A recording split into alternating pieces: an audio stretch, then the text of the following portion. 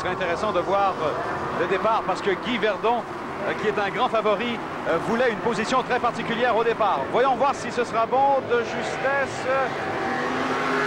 Oui, c'est donné. Les embarcations sont très près l'une de l'autre. Dès le départ, c'est Stephen Drummond qui a pris la tête momentanément, mais attention, je pense que ça va se jouer au premier virage.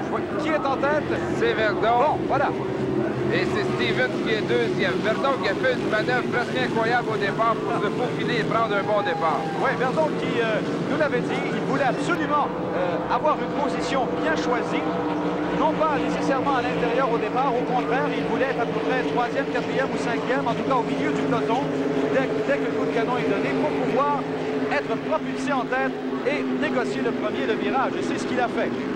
Et parlant de virage, on voit très bien ici à l'écran de nous, ce sont des embarcations à fond plat. Donc, les virages encore là sont bien différents comparativement aux hydroplanes.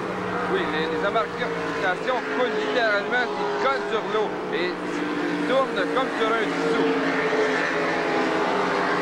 Et regardez l'avance considérable, on va le voir au virage. Regardez l'avance de Verdon, c'est incroyable. Guy Verdon qui... espérons-le, ne sera pas victime d'un bris mécanique parce qu'actuellement, il est tout seul en course. Il a tourné en 86,5 milles à l'heure et ça, c'est considérable parce qu'il a 3 milles à l'heure de plus qu'en qualification où il était déjà très rapide. On voit pour la deuxième position et troisième, quatrième et cinquième. Il y a une belle lutte qui se dessine à cet endroit pour la troisième position.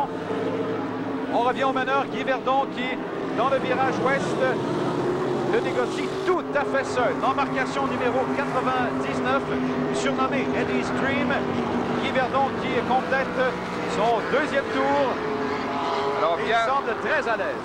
Pierre, cette vitesse est d'autant plus impressionnante car c'est plus rapide que les KRF qui sont munis de surcompresseurs. Andy Kaczmarek est deuxième, c'est Norman Woods qui est troisième. Et au quatrième rang, je pense que c'est Robert Stephens.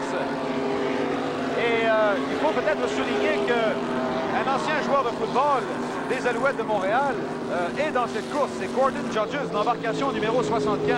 Mais il est quand même assez loin pour l'instant. Je pense qu'il est sixième. Il a tourné, celui que l'on voit à l'écran, c'est le meneur Guy Verdon en 86,2 milles à l'heure, son deuxième tour de course.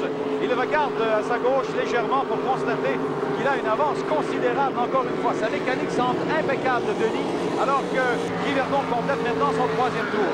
Alors Verdon, Pierre, qui a tout fait pour gagner ses championnats mondiaux pendant que l'on voit une bataille pour la 5e position.